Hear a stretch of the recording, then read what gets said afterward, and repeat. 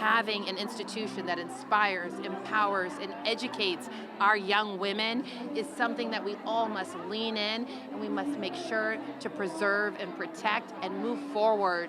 You know, the museum has been fighting for over 20 years to have a physical space, and I think now, with the 100th anniversary of the ratification of the 19th Amendment, there's no better time in history than to have our museum so we can all celebrate the accomplishments of women all around our nation and all throughout time.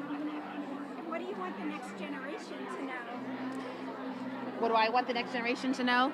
I want the next generation to know that they can do whatever they want to do, that they can build lives where their values and their actions are aligned with one another. They can build the kind of planet and the earth that they want to live on. I'm so inspired when I see my daughter. She's such a leader at 15 years old. I mean, the fact that she's getting up on stage today to honor me is one of the greatest moments of my life. And I appreciate the museum for asking her to honor me. The museum is being thoughtful about building our next generation of leaders and giving them the time on stage to really share their thoughts and their beliefs. But I really just am inspired by her generation, and I think that oftentimes they're taking the leadership and that many of our generation must follow the example. So being the new generation, what do you want to thank your mom for teaching you? Well, I want to thank my mom for instilling such like a strong amount of strength in me, and so she's really shown me that to like persevere through everything, and she's really shown me like truly how strong she is, and it has influenced me to try and be that strong. I don't think I'll be that strong, but She'll be 1,000 times stronger. but she really has been the one who's shown me how strong she really is, and she can push through basically everything. I've seen her push through every obstacle under the sun, and she's been able to do that. So Do you feel like watching through your daughter through school that we are being represented more in textbooks? I think we have a long way to go. I think that women's history is oftentimes still missing from the textbooks.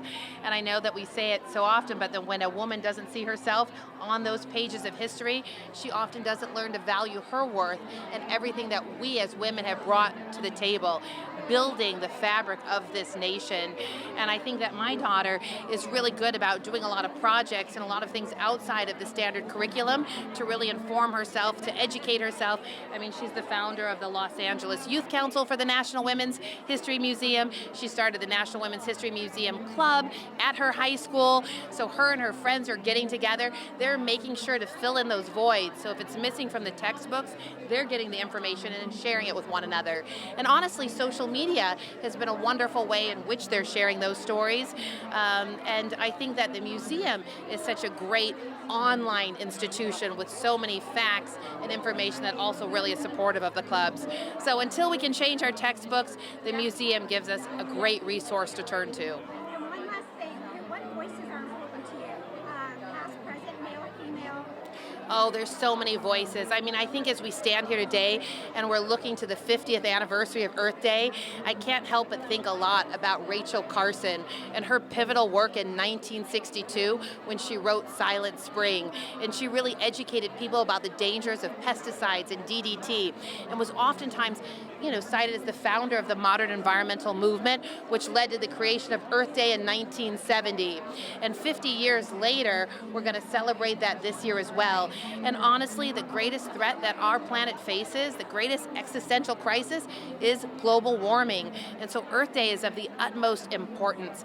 And as the CEO and president of ECOS, leading a company that makes plant-powered products but does it in a sustainable way, carbon neutral, water neutral, zero waste, the things we're trying to do to champion change, I think back to women like Rachel Carson and what they went through, and that gives me a lot of strength today as we continue the fight for our planet home. And how about you? Well- What voices are inspiring you? well, my mother's actually.